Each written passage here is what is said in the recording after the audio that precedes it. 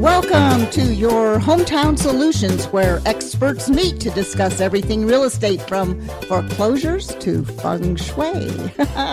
Today's show is brought to you by Carolyn Wolf with Certified Mortgage Planners, your first contact in your real estate search. In the studios with me today is my co-host, Jonathan Lack. Hello, Jonathan. Hello, and thanks for having me back. And also we have a guest host, which is Carolyn Wolf with Certified Mortgage Planners. Thank you for sponsoring the show today. I can't even talk sponsoring the show. Okay, I got that out. All right. Happy to be here, Jean. Yes, and a little belated Happy New Year. We're into the 2017 now, which I have written 2016 on every check that I've written this week. So it's going to take a little time. We also have a very full house, and we'll be inviting our new guest, which is Greg Weiner with the Economic Development Commission, in just a few moments. And he has the 2016 report of our real estate economy and some forecasts for some new jobs perhaps coming into the area. So let's talk a little bit about real estate, Carolyn, because we always like to give some tips and tricks about mortgages. And since we're not going to be focusing a lot on the mortgage industry right now, because we want to make sure we get Greg Weiner in. Tell us a little bit about what's happening in the industry and maybe one of those important tips that people need to know about mortgages. First of all, you need to give us your NMLS number. Thank you, Jean, for keeping me compliant. Yes, Carolyn Wolf, my NMLS license number is 268538, and I'm with Certified Mortgage Planners. And the biggest advice I could give to consumers today is, now that we are entering a new year, we're getting into January, we're filing tax returns, we're thinking about possibly buying, is get with your accountant, call us so that we can better have you structured as far as your finances and your income when you're ready to purchase, especially self-employed borrowers. Yes, and we've had some great shows for first-time home buyers and for people with their own businesses. And you can find those great shows on the archives at talknetworkradio.com. If you haven't been to the website, go there and I always get upload and download. Upload the apps, and you can listen to us anytime, anywhere on your smartphone. So that's talknetworkradio.com. Right? Upload is from someplace else. Download is, if I got that right, John. You got it. Okay. I always get upload and download mixed up.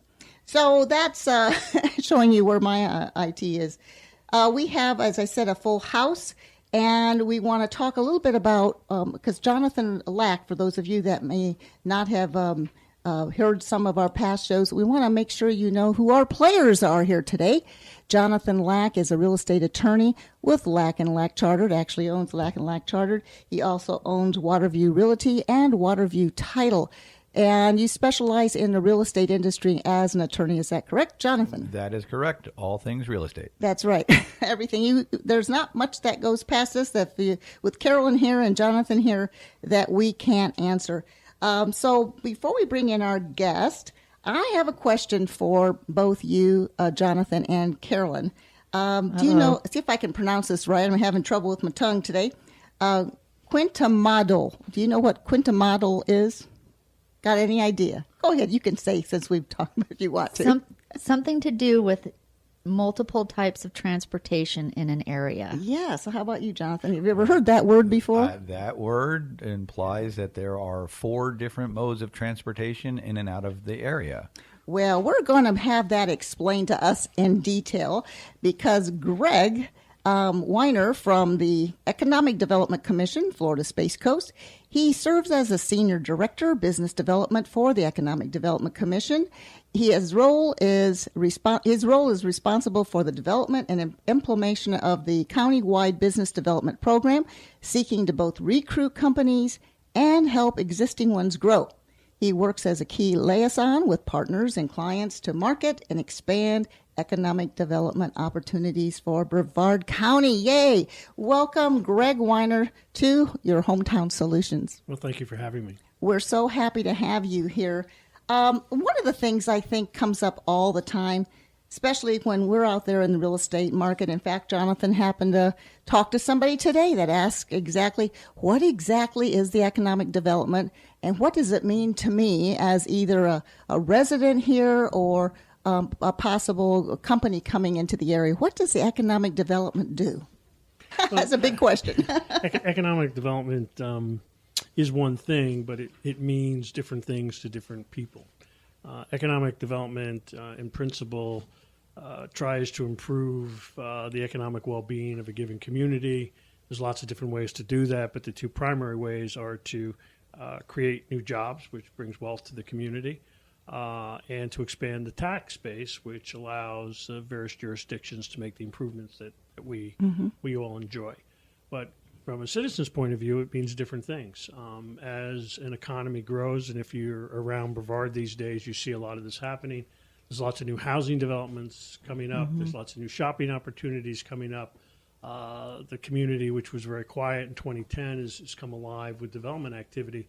So when we bring those jobs here, what it means to citizens is, more places to eat, more places to shop. Right. Just Jobs is what it's all about. Better entertainment options, all kinds of things. And I know it varies from year to year, but Brevard County is usually at least in the top 10 of desirable counties in Florida. Is that still apparent as far as the economic growth and we're so in the top forth? 10 in terms of size. I mean, I think we're probably the top 5 or 6 in terms of desirability, especially from a business standpoint, because affordability is such a big driver of the desirability. Right. And we're still rated pretty low as far as the real estate market is concerned, so that's good. That's not just true in Florida. It's kind of true nationally. I mean, I think you guys are the real estate experts, but we do talk about real estate with potential clients because, especially on large projects, I think everybody understands that there is no location in the country that has 1,800 unemployed engineers or, we do have a lot of rocket scientists roaming the streets, but most of them have jobs. So one of the things companies do look at is, well, if I do come here, we're going to have to attract talent. And so when they look here versus Dallas or Phoenix or New York or Chicago, wherever they may be looking, the cost of living comes into it. And one of the things we score highest on is a combination of the price of real estate, the desirability of real estate, and we're about middle of the road in terms of the tax burden that private real estate creates. But it is, by and large, a big plus. It's helped us on a lot of deals. Yeah. As you know, Jean, I'm up from the South Florida area many years now, but I still have contact down there, still have an office in the Fort Lauderdale area. And our price for real estate here is so you can get so much more for your money here. I had a client in this afternoon looking for oceanfront properties. Again, this is residential, not commercial, but it does serve the new businesses coming into town, and they're looking for places to live. And she was asking about oceanfront properties. And so I do a search on oceanfront properties, and you can get onto the ocean so much cheaper and actually get a fairly nice home at what is considered a relatively reasonable price compared to South Florida. And actually, she was coming from Canada, and she was just in shock at how inexpensive it was. She goes, I couldn't get a regular house, much less an oceanfront house, for that kind of price. So it is. Our market is very favorable, I would think, to relocating companies. It's a big plus for us. That said, everything is relative, and deals, location decisions are rarely made on one particular factor. So we have some advantage over other places in the country, but compared to Canada and compared to New York, it's a huge advantage compared to Little Rock or places in Alabama that we compete a lot with, or in Texas. Our real estate values are marginally less expensive. But still, it's a multi-dimensional game, and every time you win a light item, you improve your chances to win a project. Well, and also when people are coming in from another state, they sometimes don't have any clue who to contact and so forth. And I'm just going to put a quick little plug in here for Carolyn. Sometimes they can still... They think that maybe when they get here, they can only buy the home when they're here. But if they've already got that letter of employment, that is all you need to qualify people for a loan sometimes, right? They don't have to physically be here just yet. Correct, depending on the circumstance, but absolutely it can get them started and most times and not get them into the home. So that was just I think you had a question for Greg. Yeah, thank you, Jean. In the 2016 in review, what projects did the EDC accomplish? Or is that kind of a big question? It's not that actually. 2016 by regular standards was kind of quiet. But the two big ones, I think, one was a company called OneWeb, which is a satellite company, which is going in the northern part of the county, and the other is Blue Origin, and they were both announced in the last 12 months or so. Those are significant projects, not just because of employment. I think between the two of them, it's something on the order of 600 positions. And Wow. average wages around 70,000, but they're important because they represent a diversification of business activity that occurs on the Space Coast. This will be the first satellite manufacturer. Most communities don't have one, so we're excited about that. In the case of OneWeb, and in Blue Origin, one of the things that we have tried to do, along with our partners at the state and Space Florida, is to diversify the economy, so we weren't just doing launch, and so. The success we have with Blue Origin means that the body of the rocket is going to be assembled here, and that's a big plus. Mm-hmm. That's great. So the industry has been up till now very much tech related, and this adds a manufacturing component to the tech. Is that what I'm Well, hearing? it's been that in economic development they call it point and shoot. Oh. We were the launch, and then people made the parts and they got shipped here, and they rarely even got refurbed here. So. Adding the manufacturing component, as you point out, is really, that's a plus. Manufacturing jobs are highly sought after, not just because of the wages, but they pay benefits. They generally have career paths. They're, that these days, if you're not going to be a rocket scientist, probably the next best thing would be to have a manufacturing job in a high-tech industry. Right. By the way, that puts that whole expression to a different plateau on the Space Coast when we say you don't have to be a rocket scientist. Well, there are a lot of rocket scientists that we say that too. So anyway, that's just our little joke. I understand that Brevard County is the leading manufacturer in Florida as far as amount of manufacturing positions, or is it companies?